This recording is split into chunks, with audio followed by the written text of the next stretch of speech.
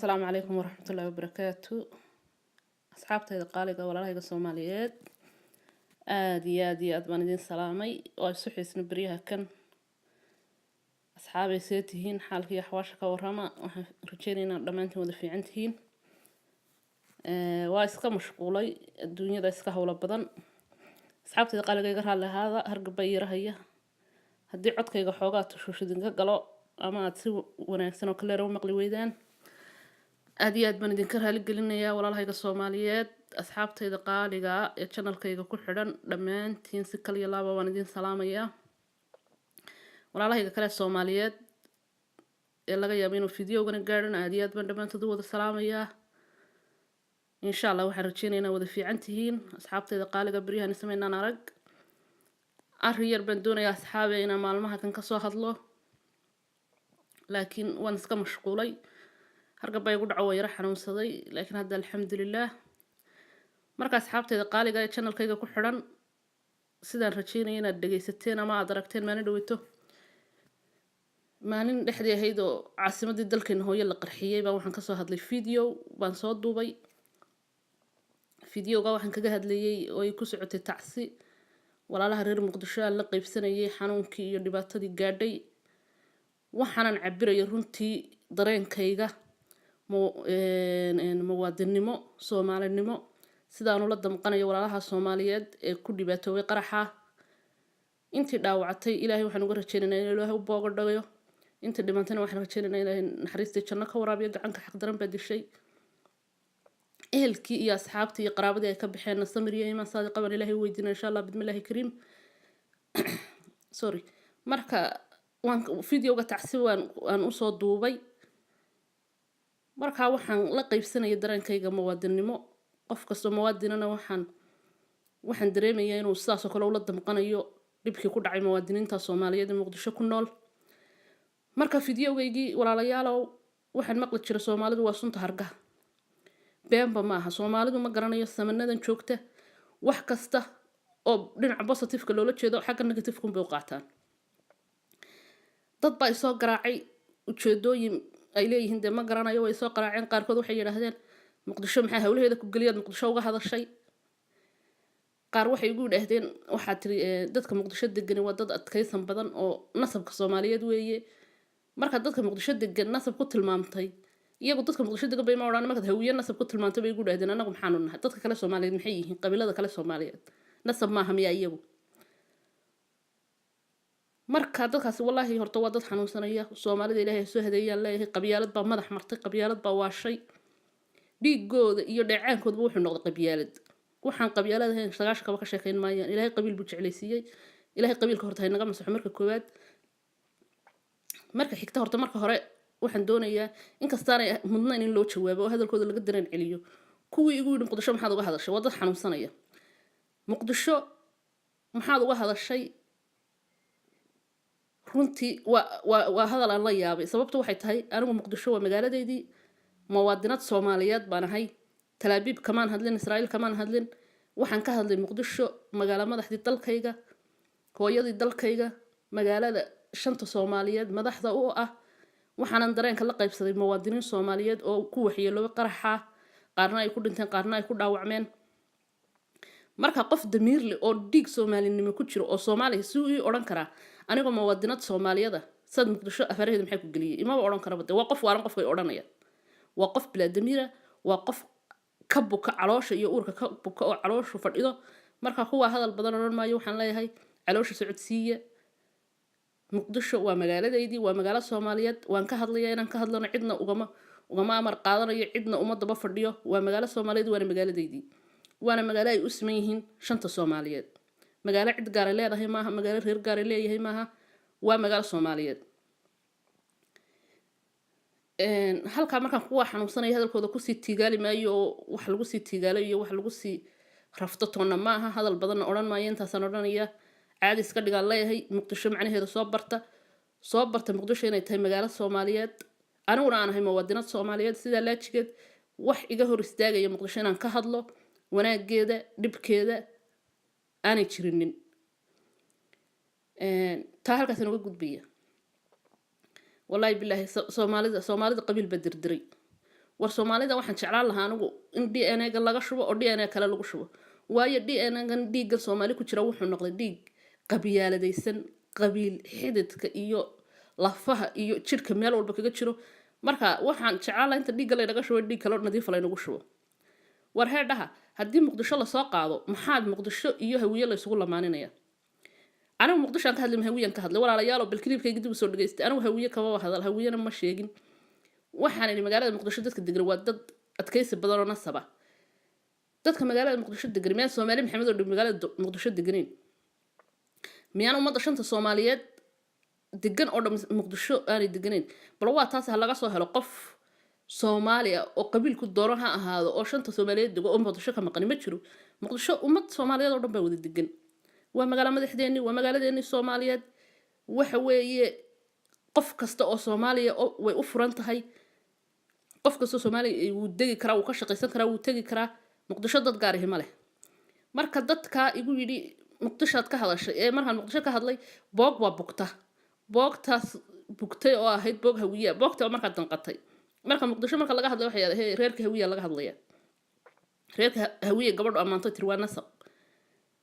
war muqdisho hawiyaha isku soo lamaanin muqdisho waa magaalo Soomaaliyeed hawiyana waa qabiil Soomaaliyeed oo sharaf leh oo kamid ah qabiilada Soomaaliyeed Soomaad garan muqdisho markaad maqasho boogiyana ku damqan oo hayso oran hawiye la amaanay ama hawiye laga hadlay anigu ma aanan oran hawiye ma aanan sheegin deegaanka anigu waxaan dadka deegaanka degan baan deegaankana waxaan ogahay ummad Soomaaliyeed oo dhan inay degan tahay laakiin waxa weeyaan hawiye inuu qabiil Soomaaliyeed yahay beelweyn Soomaaliyeed yahay dad nasaba yahay dad adkaysi badan yahay mid baa taas isku haysa hadalba kama taagna taamurba kama taagna cidina iskuma hayso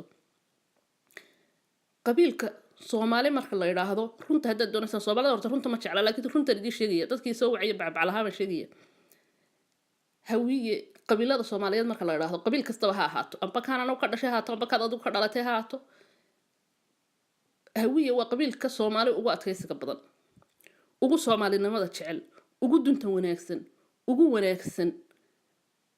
Soomaad garanin waayo inay inta yihiin waxaan ku garanayaa maanta Soomaaliya waynu sognahay dalka Soomaaliya markii burburka ka dhacay ee dawladnimadii lagu kala yaacay reer walba halkii Ilaahay ku beeray deegaankiisa iyo xeradiisa ahayd buu soo ootay reer walba aaba cusub buu sameystay wuxuu yiri ilma hebelaan baan la dhiyahdaa aaba cusub bay noo sameysmay oo la yiraahdo dabadna dhamaantiin waxaynu niri ilma laan laakiin hawiye wali aabihiisa Soomaali ahaa ee rasmiga ahaa ee originalka ah ku dhagan yahay Soomaalinimo raadinaya Soomaalinimo ku dhimanaya 30 sano dhibaatada muwaadiniintiisa wuxuu u sadqeeyay hawiye runta hadda doonaysan muwaadiniintiisa wuxuu u sadqeeyay dagaanadiisa waxay u burbursan yihiin oo u baaba'san yihiin waa Soomaalinimo raadis waa inuu raadiyo shantii Soomaaliyeed waa inuu muwaadin Soomaaliyeed yahay waxa lagu dhibaateynaya ama gamca shisheeye ha ku dhibaateeyaan oo awoodo kale oo shisheeye oo meel kale inooga yimid ha ku dhibaateeyaan amba dad kamid ah dadka Soomaaliyeed ha ku dhibaateeyaan waxa hawiye lagu dhibaateynaya deegaanadiisa u baaba'san yihiin waa maxaa Soomaalinimo u raadinaysaan run hadda doonaysaan Soomaalinimo maxaa u raadinaysaan weeyaan marka bal iminka eeg deegaan kasta Soomaaliyeed oo qabiil Soomaaliyeed degan yahay waa nabad intii ka dambeysay burburkii Soomaaliya waa nabad qarax kama dhaco dhibaato kama dhacdo balaayo kama dhacdo dawladooda ay samaysanayaan ilma laan baan la baxnay haystaan nabad bay ku jiraan ma sha Allah Ilaahay u siiyay laakiin deegaanada hawiye degan yahay muqdisho arkaysaa deegaan kale oo hawiye degan yahay oo inta la soo ootay la yiri waxaan laan baa la yiraahdaa anigu maan maqalnin marka reerka hawiye Ilaahay khayr ha siiyo waa dad muwaadiniina waa dad Soomaaliyeed oo wanaagsan runtii saan anigu aqaan shakhsiyan waa dad wanaagsan qurbahan ku bartay runtii waa dad aad iyo aad u wanaagsan hawiye qof kasta oo hawiye wuxuu kugu baranaya halka wajina waa Soomaalinimo iyo walaalnimo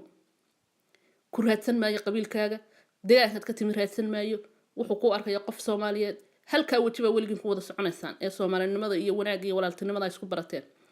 qabiilada kale Soomaaliyeed marka qofka isbarataan way ku tooyanayaan waxay ku leeyihiin qolamaad tahay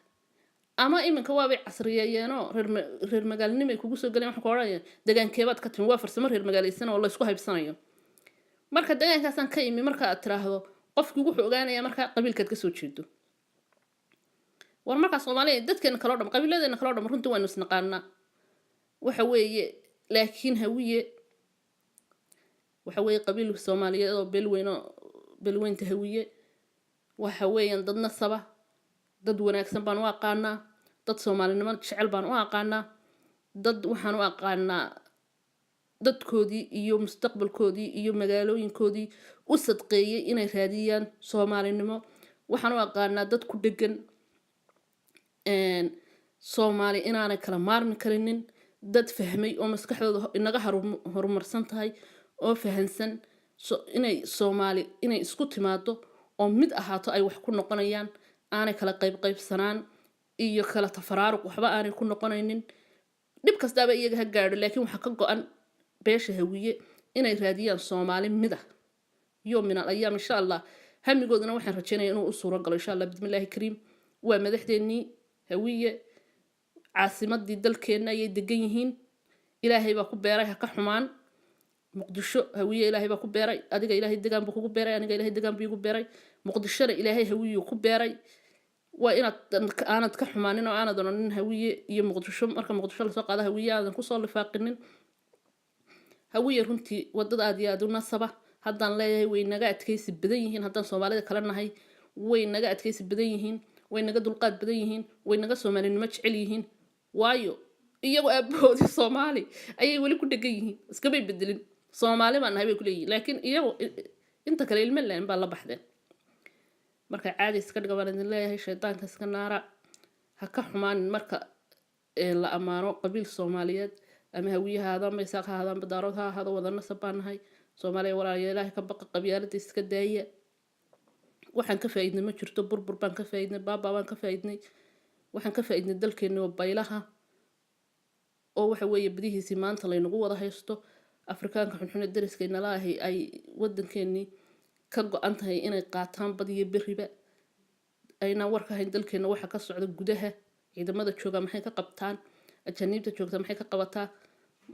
maraakiibta badda maraysa maxay qabataa ayna midna ka warhayn waxaas oo dhan dhibaatadeeda waxa leh oo burburka iyo baaba inoo keenay waa qabyaalad marka qabyaalada iska daaya Ilaahay ka baqa xisaabiyo waxaad ka dhaxasheen inaad qabyaaladaysaan inaad dalkiina burburiseen qabiilkii aad isku qabyaaladaysaan horta maxaa ka faa'iideen bal xisaabiyo waxa ka faa'iideen anigu waxaan aaminsanay wax laga faa'iidaanay inaan jirinin inaan ka faa'iidnay qaxoonti inaan ka faa'iidnay dabadu kala yaac dhaqan xumo dhibaato wax badan oo aanay Soomaalidu aqoon oo ku soo kordhay marka qurbaha loo soo baxay kuwa dalka joogo dhibaataysan ilaa iyo hadda 3 sano kadib ayaa wali qabyaaladii hadda iyo koob mid cusub baa soo baxday hadda iyo koob halka ay heedina inaynu is xisaabinanahay maxaa horta laga dhaxlay qabiilkii waan is qabyaaladaynay